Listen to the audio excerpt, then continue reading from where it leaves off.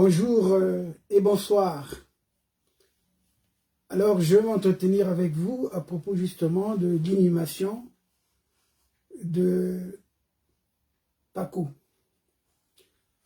L'enterrement de Paco vendredi 21 janvier 2022 ne veut pas forcément dire que son dossier est clôturé et que donc toutes les procédures engagées soient fermées. Non. On a attendu curieusement d'ailleurs 10 mois, jour pour jour, de la date probable de son décès, le 21 mars 2021, par empoisonnement pour procéder à son inhumation. Alors, je sais que des fonds importants ont été sortis pour corrompre en France, et je vous signale d'ailleurs que Jean-Dominique Okemba a séjourné en France à 2 reprises. D'abord le 4 décembre 2021 pour arroser ses, entre guillemets, pères de la franc-maçonnerie, où il a d'ailleurs brillé avec son vocabulaire approximatif dans un cercle où il devait représenter son mentor. Et il faut aussi dire qu'à chacune de ces déplacements,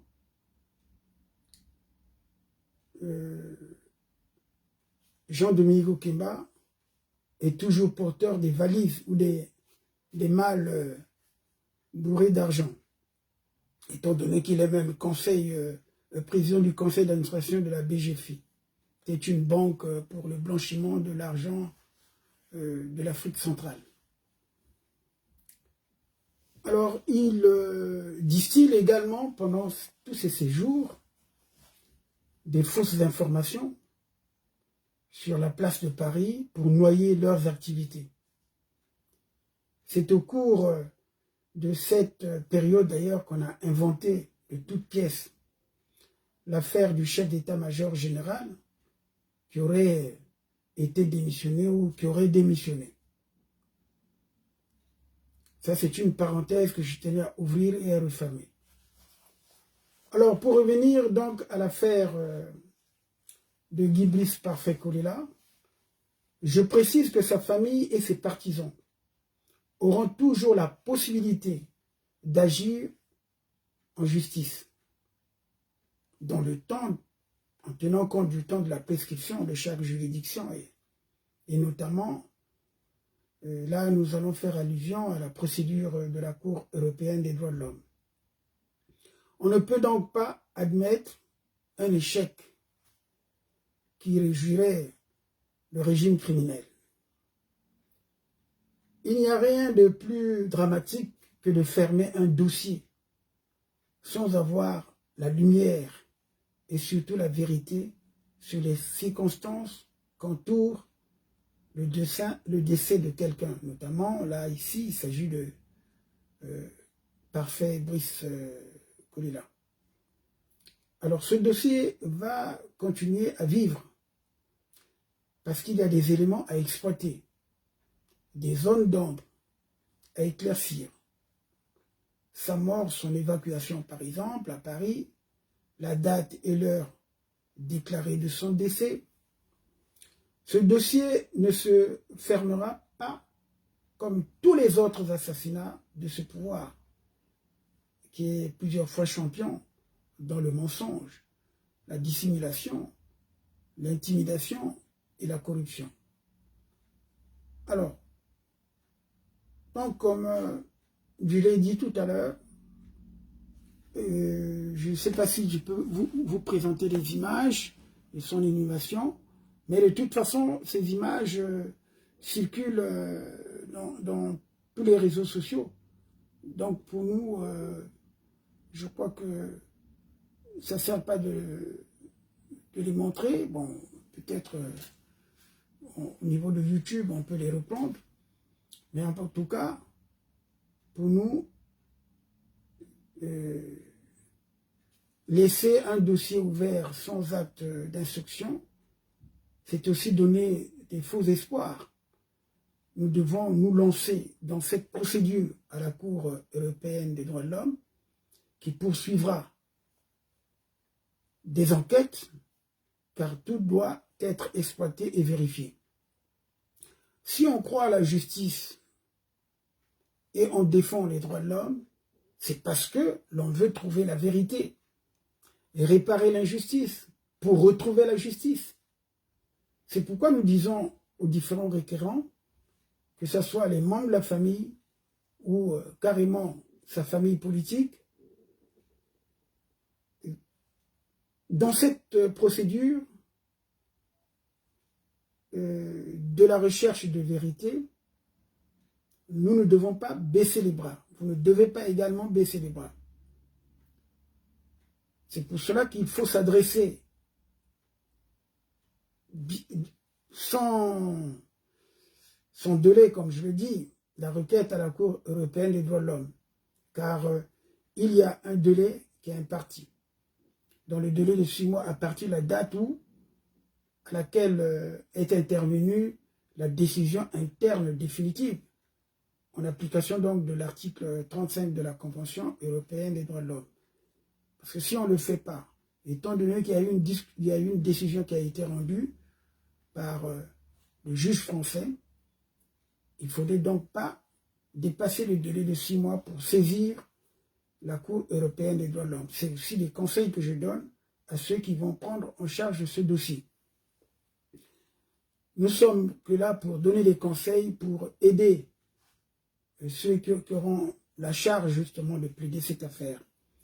Cette requête, cette fois-ci, peut être d'ailleurs introduite par les membres de la famille du disparu, par tous les représentants de son mouvement politique, constitué d'ailleurs en association, en tant que victime indirecte ou même victime potentielle d'une violation d'un droit garanti par la Convention européenne des droits de l'homme. Notons que la qualité à agir des associations requérantes n'est pas contestée par la Chambre de la Cour européenne des droits de l'homme, qui déclare l'action en recevabilité, en responsabilité recevable. Ici, nous insistons, parce que les gens peuvent dire, oui, mais nous imaginons, non, on n'imagine rien, ce sont des textes qui le disent. Ce sont les textes qui le disent parce que pour nous, nous croyons en la justice. Nous croyons à la manifestation de la vérité. Et comme nous croyons à la manifestation de la vérité, nous disons que le droit à la vie consacré par l'article 2 de la Convention européenne des droits de l'homme, pour nous, cet article 2 a été violé. Donc il ne peut pas avoir classement sans suite, par, comme on dit, suite à la décision du tribunal de Bobigny ou de n'importe quel tribunal de France. Parce qu'aujourd'hui, nous associons, il faudrait qu'on démontre justement qu'il y a eu des insuffisances et que par rapport à l'enquête de police, est-ce que, comme on dit, le classement sans suite par les tribunaux français associé aux insuffisances alléguées de l'enquête de police a-t-il emporté violation des obligations positives qui incombent à l'État français en vertu de l'article 2 de la Convention, comme j'ai donc pu le dire, parce qu'il s'agit du décès d'un citoyen. Alors, les conditions de l'inhumation, notamment l'accaparement des obsèques de Paco, constituent également une autre charge de la preuve. Il y a eu dissimulation sur les circonstances du décès du citoyen franco-congolais. À chaque allégation doit être également prouvée. Parce qu'aujourd'hui, si nous le disons, c'est parce que on ne sait pas quand est-ce Paco est décédé. Est-ce que c'est le 20, est-ce que c'est le 21, ou c'est même le 22, ou c'est dans l'avion, ou c'est au Congo? Tout ça doit être prouvé. Donc, au-delà de tout de doute raisonnable exprimé par une partie de la famille, et par ses sympathisants, par nous également en tant que défenseurs des droits de l'homme, la justice française saisie n'a pas apporté la moindre preuve de la date et l'heure du décès et les circonstances de la mort de Parfait Kolela. Donc, un conseil à ceux qui seront chargés d'engager cette ultime procédure à la Cour européenne, la requête doit porter sur un droit protégé par la Convention. Ici, il s'agit notamment le droit à la vie. Parfait Kolela a perdu la vie. Donc la requête ne doit pas être manifestement mal fondée, puisque si, ou abusive aux yeux de la Cour, sinon elle ne sera pas recevable. Nous souhaitons que cette ultime requête soit déclarée recevable afin que la Chambre qui dispose de larges pouvoirs d'instruction ordonne toute mesure provisoire. Bon, c'est vrai que là, dans le cas présent, il a été inhumé. On estime que les mesures provisoires nécessaires pour la manifestation de la vérité, c'est également interroger le chef de la police politique, c'est-à-dire que Jean-Dominique Okemba, lorsqu'il arrive ici en France, parce que ça relève des méthodes de la police politique. Donc la requête doit mettre en cause également aussi la France en tant qu'État partie à la Convention et concerné donc par les faits relevant de la juridiction de la France, puisque c'est la France qui a été saisie. Donc, il y a eu épuisement de recours, tous les recours utiles. Probablement, la famille a dû les faire, et comme les requérants ont exercé tous les recours utiles, il est donc normal d'invoquer la violation de la Convention européenne des droits de l'homme pour justement voir clair dans ce dossier.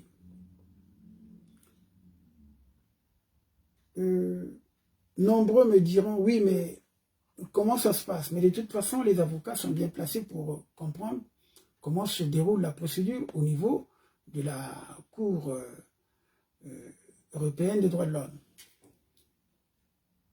D'ailleurs, la procédure devant la Cour est publique et contradictoire. Au stade de l'examen de la recevabilité, la procédure se fonde sur, d'ailleurs, les écrits. Ensuite, c'est l'oralité des débats qui prévaut. Alors la Cour peut alors demander à entendre toute personne en qualité de témoin ou d'expert et ordonner des mesures d'instruction afin d'établir les faits de la cause. Pour cela, il sera ordonné des investigations techniques et les expertises sur la génétique. Et c'est pour cela que je vous avais parlé dernièrement, laissez inhumer Parfait Kolela, pour que nous ne soyons pas humiliés, pour que nous ne donnons pas l'occasion à Sassou Nguesso d'organiser son spectacle. Et c'est d'ailleurs ce que nous avons vu par les images. Vous avez vu ceux qui ont porté le cercueil. Je ne pense pas que ce soit des gens qui soient favorables à la résistance contre la tyrannie. Non. Ce sont des bourreaux, des voyous qu'on a demandé de s'occuper de, justement, également sur la sécurité de l'inhumation. Donc, si j'ai parlé de prélever, par exemple, quelques indices, ou bien notamment les cheveux, les ongles, ou de prélever le sang du disparu, c'était pour avoir une banque de données qui devait servir justement à la Cour aux investigations techniques. Alors, depuis l'entrée en vigueur du protocole additionnel numéro 11 en 1998, ce protocole, il s'agit du protocole donc, de la Convention européenne des droits de l'homme, une nouvelle procédure a été introduite. Cette procédure, on l'appelle la tierce intervention. C'est très important. Elle se déroule après l'examen de la recevabilité et habilite le président de la Cour à inviter toute personne intéressée, autre que le requérant ou tout État contractant, à présenter les observations écrites ou à prendre part aux audiences. Elle autorise également l'intervention de l'État dont un ressortissant est requérant. Donc, c'est important de s'adresser à la Cour européenne des droits de l'homme parce que ça nous donne maintenant cette possibilité que les militants, par exemple, de l'UDH-UKI, soient, comme on dit, également requérants, ou bien qu'ils puissent témoigner. Ceux qui ont suivi le déroulement de la campagne, que ce soit ceux qui sont à Brazza, ou ceux qui sont maintenant ici, ou ceux qui ont, entre-temps, demandé le statut de réfugié et tout, parce qu'on en trouvera. Les circonstances, donc, les faits de la cause, tels qu'ils ont été exposés par les requérants, peuvent donc se résumer comme suit. Donc, d'abord, les requêtes liées au dossier de Paco, entre le 20, 21 et 22 mars 2021, à la suite d'un probable empoisonnement infligé par ses adversaires politiques au Congo, et l'attitude, notamment les derniers jours de Parfait Kolela, où on l'a vu en bonne santé pendant la campagne, tout ça sera vu. Et par la suite, d'ailleurs, l'attitude de la police judiciaire en France, lorsque la famille ou les requérants ont exigé le procès-verbal de synthèse de l'autopsie ou des examens médico-légaux.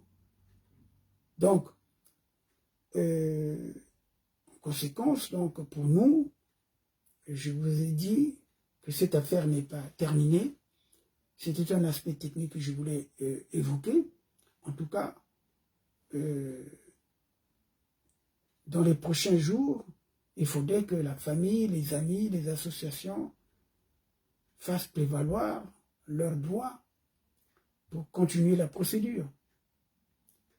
Paco est décédé vraisemblablement dans la nuit du 20 au 21 mars 2021, mais sa mort ne fut constatée que, soi-disant, le 22 mars 2021, en plein vol qu'il a mené en France. S'il n'appartient pas à la Cour européenne de connaître des erreurs de fait ou de droit éventuellement commises par la juridiction française, et elle peut avoir pour nous, cette juridiction française, porter atteinte aux droits et libertés sauvegardés par la Convention. C'est pour ça que la Cour européenne des droits de l'homme recherchera la manière dont la législation et la pratique pertinente ont été appliquées aux requérants qui ont touché donc, les juridictions françaises. Ce qui donnera donc lieu, pour nous, la Cour donc recherchera ce qui donnera lieu à une violation de la Convention. Et puis, bon, nous savons très bien aussi que la Cour n'a pas à tenir lieu de juge de 4e instance. Et surtout, souvent, elle ne remet pas en cause, sous l'angle de l'article 6, paragraphe 1, l'appréciation des tribunaux français, non, dans le cas d'espèce, sauf si leurs conclusions peuvent passer pour arbitraire ou manifestement déraisonnable. C'est pour cela que nous disons qu'effectivement, la décision a été plus ou moins arbitraire, puisque la famille n'a pas eu accès au dossier, notamment de l'autopsie. et la date de la mort n'a pas été précisée dans l'acte de décès. Voilà. Je pense que j'ai pu éclairer les Congolais, ou ceux qui sont des sympathisants des panafricanistes qui peuvent aider les Congolais justement à voir clair dans ce dossier, qui est très important. Il s'agit d'un meurtre, d'un responsable politique, d'un candidat à une élection présidentielle. Et nous savons très bien que Sassou a toujours des bras lents. Il a des amis qui le protègent partout. Ce faux grand maître maçon, qui ne fait qu'à sa tête. Et aujourd'hui, alors il déroule un plan pour les élections législatives qui vont se tenir dans quelques semaines et où pratiquement toutes les cartes sont jouées, comme on dit, et le jeu est fait. Il aura une majorité peut-être de 80-90%, puisque ces élus, ces députés seront élus. Il y a déjà une procédure engagée par le ministre Mboulou, et nous avons vu passer ces documents. En tout cas, pour nous, pour aujourd'hui, nous avons éclairé sur la nécessité de déposer une requête à la Cour européenne des droits de l'homme afin de connaître, si vous voulez, des erreurs de fait ou de droit commises par la juridiction française ou par l'État français, parce qu'il y a eu atteinte à la vie d'un citoyen franco-congolais qui est soi-disant venu mourir sur le territoire français. Donc tout reste faux. Alors donc je vous remercie pour aujourd'hui. Bien, allez, je vous souhaite un bon week-end. Merci.